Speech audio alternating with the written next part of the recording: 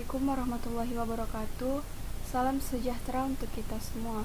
Yang terhormat Bapak M. Miftah Fahri Eskom MPD selaku dosen pengampu pada mata kuliah teori bahasa dan otomata. Baik, kali ini kami membawakan materi yang berjudul konteks free grammar, parsing, dan ambiguitas. Kami dari kelompok 7, saya sendiri Alia Rosida, rekan saya Andi Reski, dan Anhar Fadila. Halo, Assalamualaikum warahmatullahi wabarakatuh. Perkenalkan, nama saya Anhar Fadila. Kali ini saya akan menjelaskan mengenai konteks free grammar. Sebelum kita membahas mengenai konteks free grammar itu sendiri, saya terlebih dahulu ingin membahas tentang grammar. Apa itu sebenarnya? Nah, apa itu grammar? Grammar atau dalam bahasa Indonesia itu berarti tata bahasa, teman-teman. Tata bahasa ini itu didefinisikan secara formal sebagai kumpulan dari himpunan-himpunan variabel, simbol-simbol terminal, dan simbol awal yang dibatasi oleh aturan-aturan produksi, teman-teman. Kalau kita pernah pelajari tentang hierarki Chomsky, di sana terdapat 4 tipe aturan produksi, dan yang kita akan bahas pada video kali ini itu mengenai aturan yang kedua atau tipe yang kedua, yaitu konteks free grammar. Apa itu konteks free grammar? Kita akan masuk pada definisinya. Konteks free grammar atau yang bisa kita juga singkat dengan CFG itu didefinisikan atau diartikan sebagai tata bahasa formal di mana setiap aturan produksi adalah dalam bentuk A menghasilkan B, di mana A adalah pemproduksinya yang ada di ruas kiri, sedangkan B adalah hasil produksinya. Nanti mungkin kedepannya kita akan menyebut A dan B itu sebagai alfa dan beta, teman-teman. Kemudian pada konteks free grammar itu batasannya hanya ada satu, teman-teman, di mana di A atau alfa ini di ruas kiri hanya boleh ada satu simbol variabel yang ada. Jadi tidak boleh lebih dari satu simbol variabel atau ada simbol lain selain dari simbol variabel, teman-teman. Nah, apa sih kegunaan dari melakukan penyederhanaan menggunakan CFG?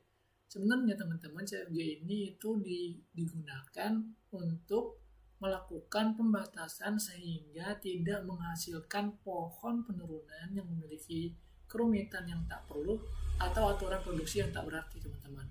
Jadi itulah yang membuat kita perlu melakukan penyederhanaan menggunakan CFG, gitu, teman-teman. Kemudian selanjutnya adalah aturan produksi pada CFG atau konteks free grammar.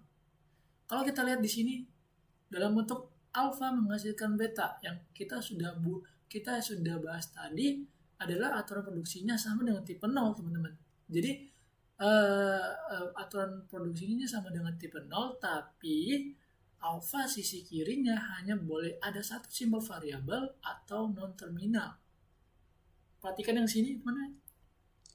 Alfa itu sama dengan 1, artinya alfa hanya boleh terdapat satu variabel atau simbol non-terminal.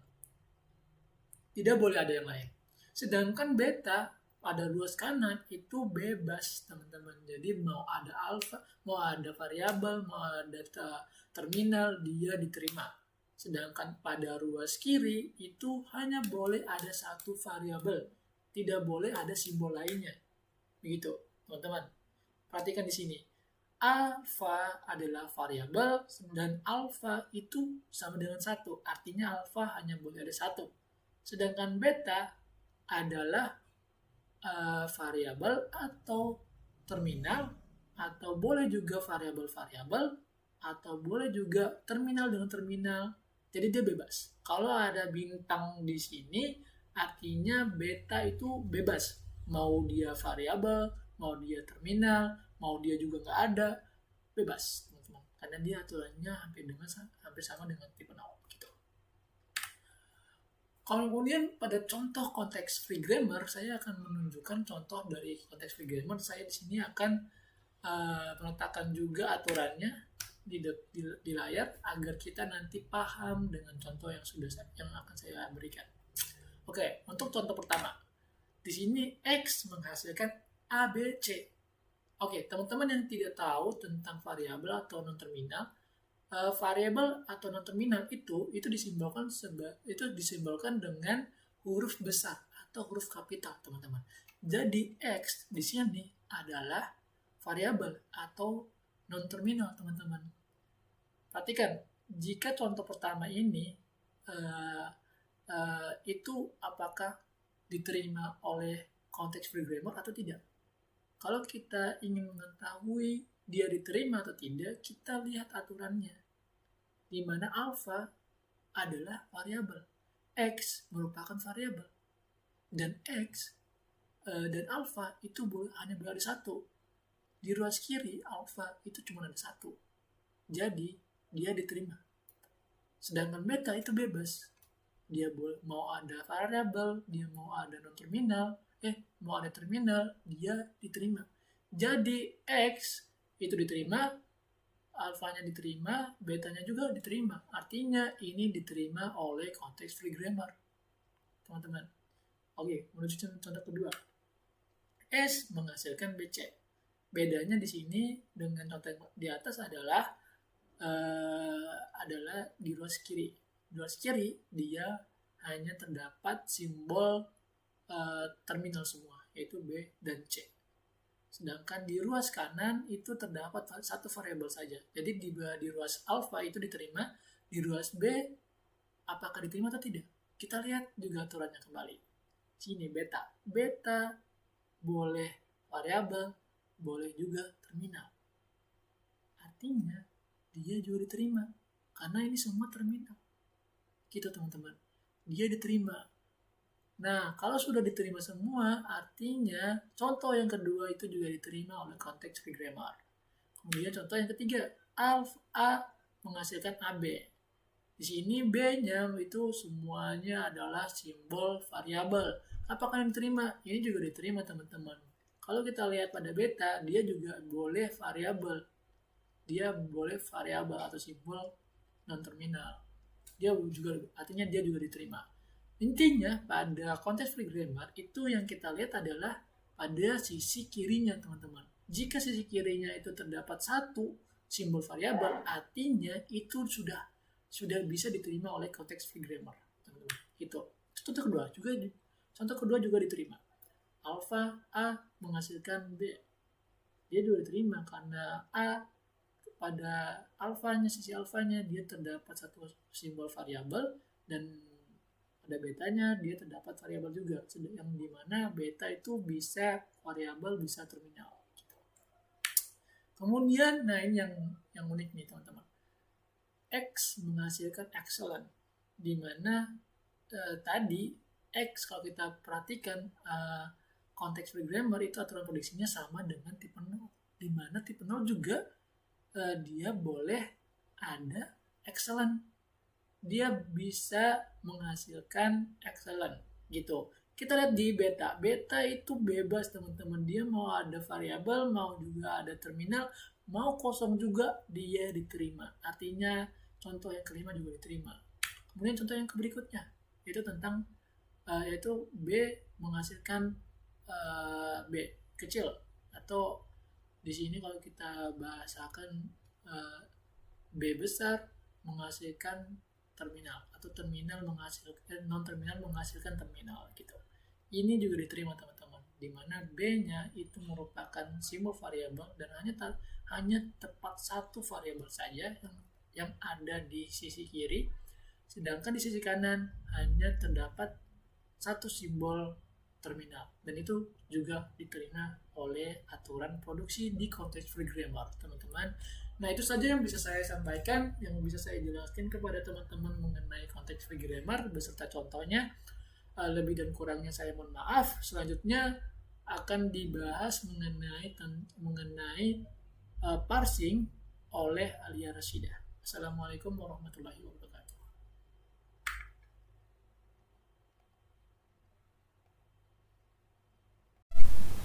Baik, materi yang kedua adalah parsing.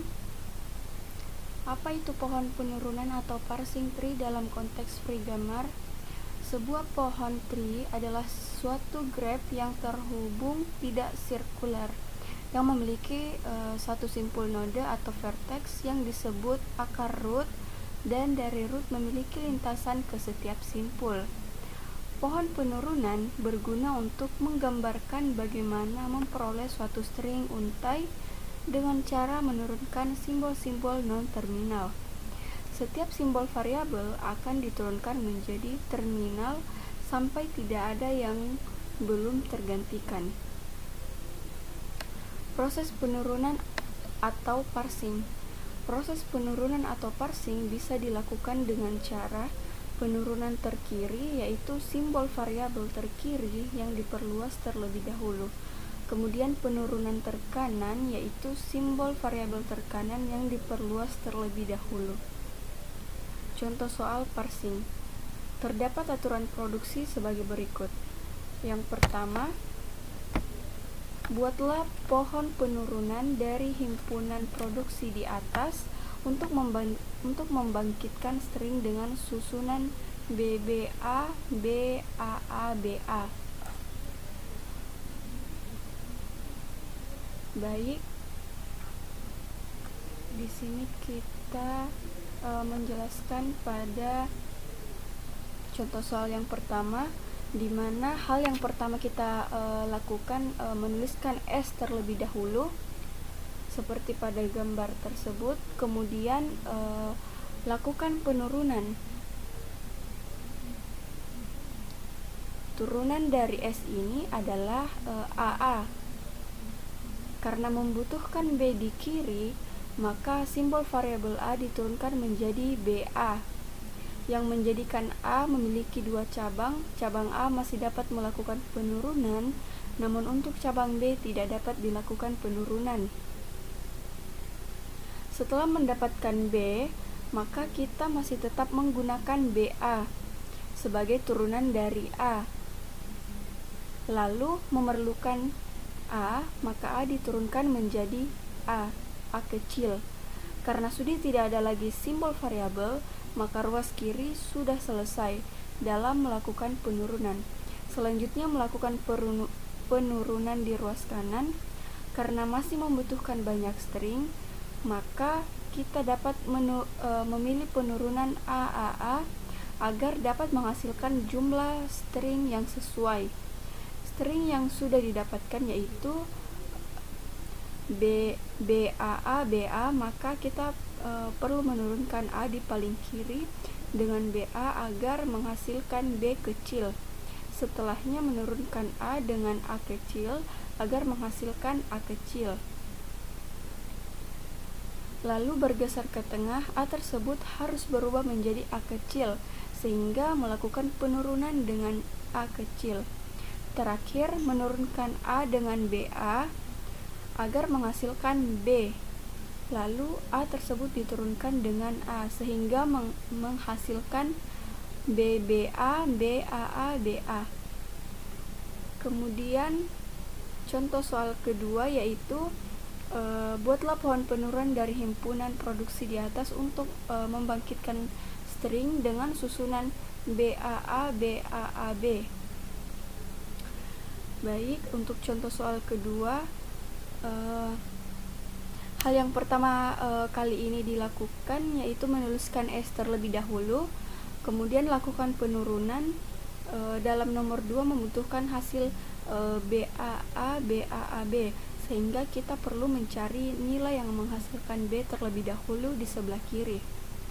Turunan dari S adalah AB, sehingga kita membuat dua cabang untuk A dan B. Karena membutuhkan B di kiri, maka simbol variabel A diturunkan menjadi A besar dan A kecil, yang menjadikan A besar memiliki dua cabang. Cabang A masih dapat melakukan penurunan, namun untuk cabang A kecil tidak dapat dilakukan penurunan.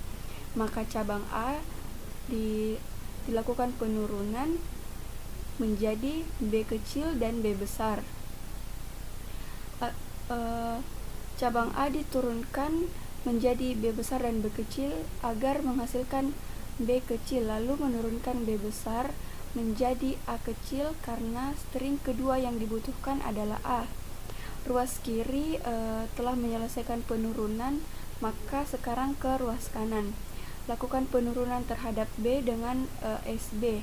Agar menghasilkan akhir B, S turunkan lagi menjadi AB.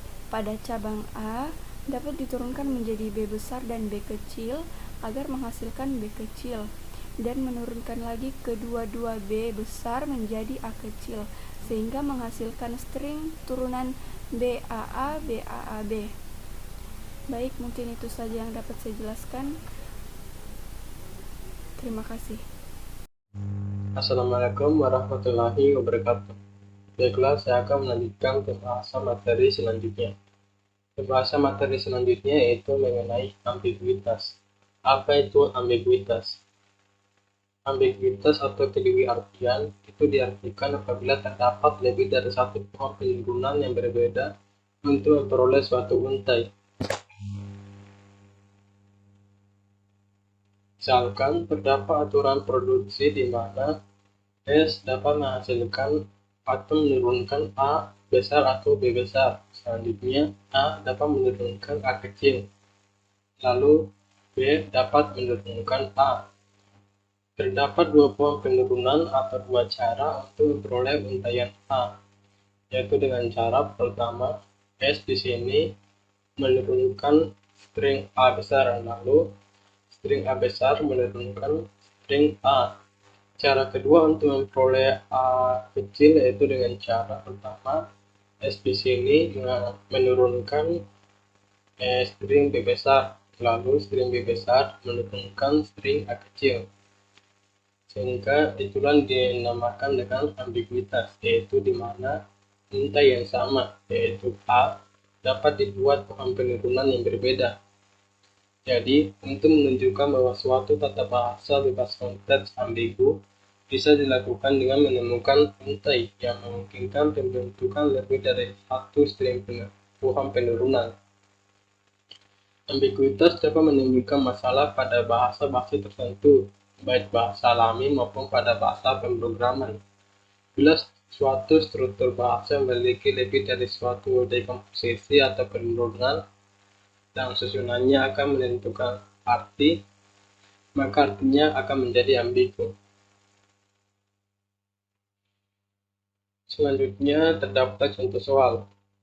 Pada contoh soal pertama terdapat aturan produksi di mana S dapat menurunkan SBS atau SCS atau A. Lalu kita diperintahkan untuk mencari string A baca. String A baca ini dapat diperoleh dengan dua cara atau dengan dua pohon penurunan. Cara yang pertama yaitu dengan cara S menurunkan string SBS. Lalu S yang berada di akhir ini menurunkan string SCS sehingga akan menghasilkan untaian sementara seperti ini. Lalu selanjutnya S yang berada di akhir yang ini menurunkan string A.